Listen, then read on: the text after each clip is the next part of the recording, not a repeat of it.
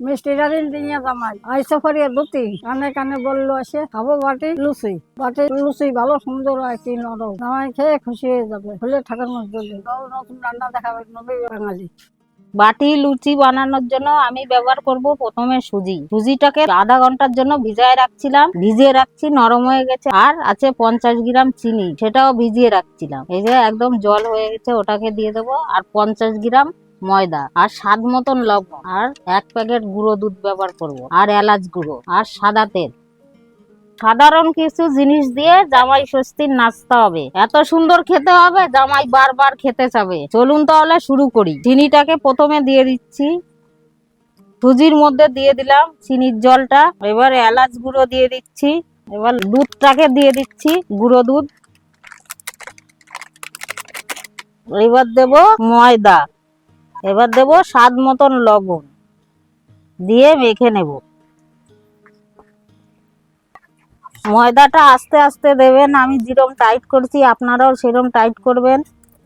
এই দেখুন কত সুন্দর হয়েছে, ঠিক এরকম করেই মাখবেন। 50 গ্রাম ময়দার মধ্যে এতটা লেগেছে, তার মানে 25 গ্রাম লেগেছে। আপনারা চাইলে কম বেশি দিতে পারেন, কিন্তু আপনাদের ব্যাটারটা যেন এর থেকে মোটা না হয়। মোটা হয়ে গেলে তাহলে কড়া হয়ে যাবে, ভালো হবে না। বাটি লুচি নাম হয়েছে, বাটি ব্যবহার করব না সেটা হতে পারে। এই যে বাটি, এটা আমি একটা টিফিন কারির ঢাকনা নিয়ে নিই, এতে করেই বানাবো। কড়াই বসিয়ে দিচ্ছি, গরম হয়ে গেছে, তেল দিয়ে দিচ্ছি, সাদা তেল। এতটা আপনাদের তেল দিতে হবে যাতে বাটিটা ডুবে যায়। যে বাটিটা দিয়ে দিচ্ছি, আরো তেল লাগবে আমার, আমি দিয়ে দিলাম। দেখুন বাটিটা পুরো ডুবে গেছে তেলে। তেল গরম হয়ে গেছে, বাটিটা তুলে নিচ্ছি।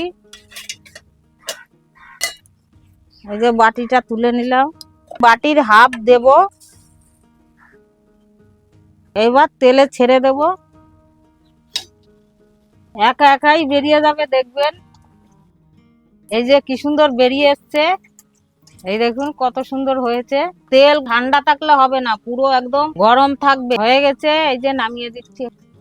নামিয়ে দিয়েছি, একে সব ভেজে নেব প্রত্যেকটা। একদম টকবক করে জ্বলছে আগুন, এই যে ছাড়িয়ে যাচ্ছে, খুব সুন্দর হয়েছে। এই দেখুন একদম ফুলে গেছে, হয়ে গেছে এটাও।